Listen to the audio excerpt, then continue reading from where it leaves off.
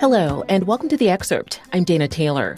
One of President Donald Trump's focuses during his second term is his desire to reshape the arts in America. In February, he announced that he would serve as board chair of the John F. Kennedy Center for the Performing Arts and dismissed half of its board members.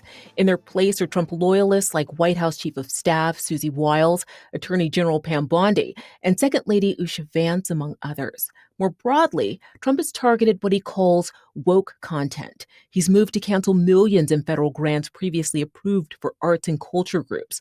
While some have questioned whether the federal government should fund the arts and to what extent, a larger question looms. Can a democracy thrive without artistic freedom? Joining me now to delve into that question is Marc Bamuthi Joseph, an internationally renowned artist and cultural strategist who recently served as the vice president and artistic director of social impact at the Kennedy Center. Thanks for coming on The Excerpt, Marc. I feel so privileged to be with you. Thank you for having me. First, tell me more about your previous role at the Kennedy Center and what were the circumstances of your departure? I was the vice president and artistic director of social impact, later the vice president of social impact and artistic director of cultural strategy. I'd been with the Kennedy Center since 2019, brought on there primarily to help shape the culture of an annex to the Kennedy Center, a $250 million annex called The Reach, which was designed to be a more programmatically porous entity that would connect the Kennedy Center as an institution to wider and broader communities. The circumstances of my leaving that position or being dismissed from that position came maybe 6 or 7 weeks after the president of the United States named himself chair of the board. In the first kind of systematic reduction in force, the people that were appointed to lead the Kennedy Center decided that impact programs that focused on widening the cultural radius, were antithetical to the direction curatorially, and I would say even principally, from where the Kennedy Center wanted to lead and where they wanted to go. So they dismantled the social impact program altogether. And me and my staff were casualties of that decision. I mentioned artistic freedom. How were differing viewpoints handled, rejected, or embraced at the Kennedy Center when you were there? Yeah, I think that the first primary thing to say is that the Kennedy Center was established in 1971 as a kind of institutional beacon for culture, a light emanating from the United States to the world that was to serve as an environment for the world's best art. Unfortunately, the world's best art comes with a price tag that sometimes literally prices different constituents out of places like the Kennedy Center as a node to occupy in terms of their own cultural leanings. So beginning maybe 25 years ago, there began to be a more concerted effort to reconsider what the aesthetic vectors into the Kennedy Center might be. And more intentionally and intensely and acutely, maybe 5-6 years ago, I came on in my capacity to think not only about community engagement, but to really think about community empowerment, to think about how investments in the creative impulses in different communities could widen access and possibility of practice inside of our nation's cultural center. Again, beginning at the top of February, those efforts, that vision was intentionally narrowed and limited so that the opportunities that we were creating, opportunities like investments in week-long residencies, investments in artists that worked in maternal mental health or worked with Chinese historical societies, and investments in artists that worked in different framings of AI or did compositions with the Washington National Opera or the National Symphony Orchestra focused on the idea of Black dignity. Those kinds of investments, programs, opportunities were immediately eliminated. So we have this spectrum from the origins of the Kennedy Center, which were meant to showcase art for all, to a program now where specific attacks in the last couple of months on the drag community, on the queer community, on historically minoritized communities became kind of the institutional agenda. And those communities were the first to be attacked, but I'd assume that they won't be the last. Marc, you've used performance to confront systems of power. How do you see the role of the artist evolving in a time when some believe artistic freedom is being increasingly challenged? I believe in the idea of the constitutionality of inspiration.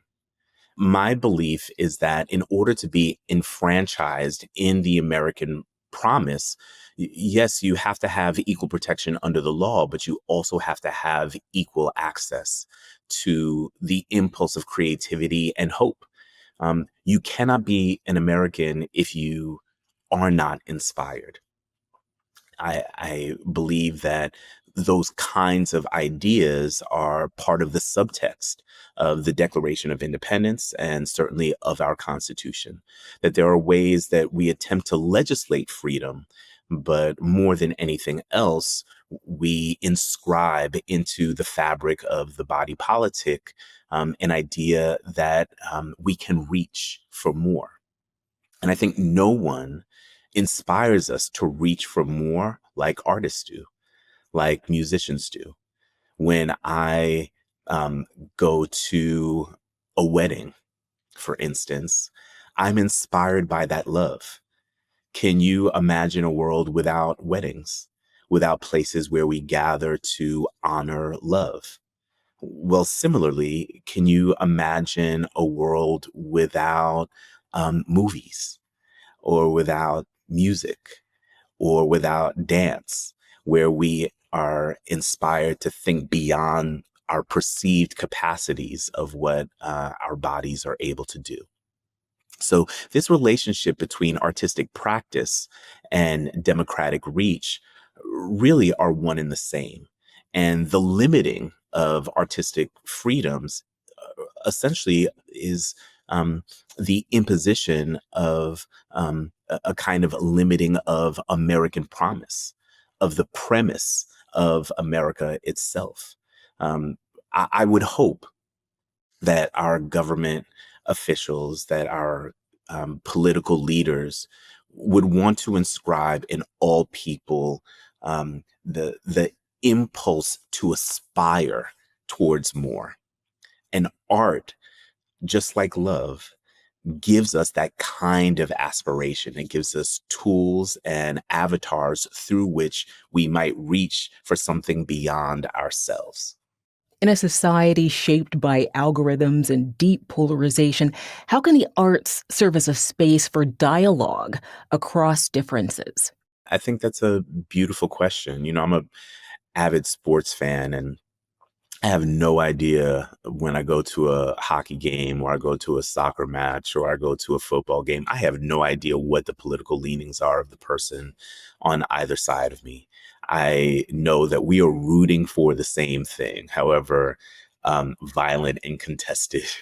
All I know is that for a moment, we are gathered together in space within the context of grace, beauty, and wonder.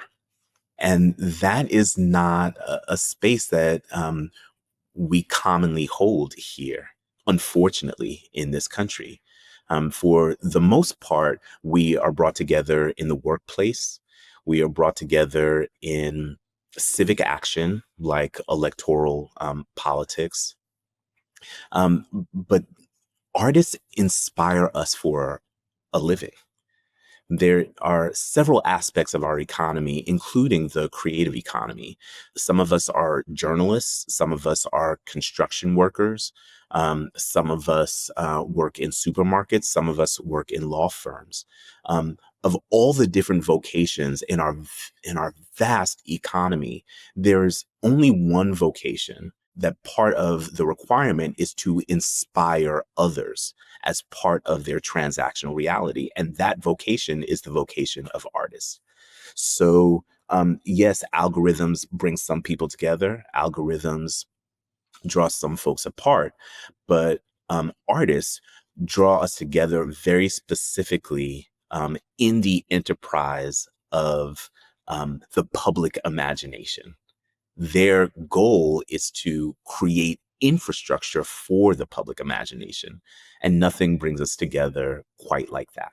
After President Trump took the reins at the Kennedy Center, there were artists with shows already scheduled who decided not to perform there. How can creatives protect their artistic integrity when they engage with institutions that may have conflicting values? What are your thoughts here?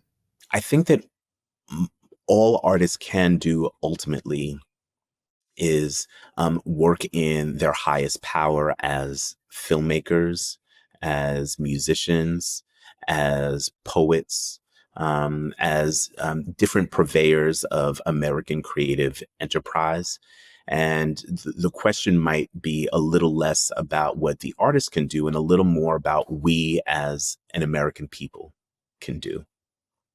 What are we doing as an American populace to advocate for and support the arts in America outside of institutions like the Kennedy Center? I don't want it to be, I don't want to be so reductive as to ask, have you hugged an artist today? But there are people, for instance, that invest in and donate to the American Civil Liberties Union, or the Legal Defense Fund, or Greenpeace, or any number of organizations that they believe support an American future that is legislatively sound and environmentally sustainable. But in light of the conversation that we've been having today, there's another question, which is, what are we as an American population doing to invest in our creative future? Why doesn't the abolition or the potential abolition or eradication of the National Endowment for the Arts strike us all as a moment of severe crisis in terms of the civil liberties and potential in this country? So my advice to artists is follow your convictions and keep doing your job, which is to inspire the rest of us for a living.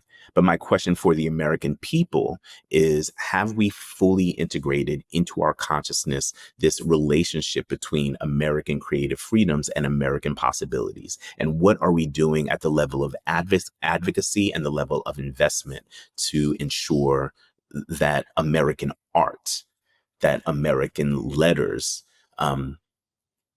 continue to pursue the future the way that we want to?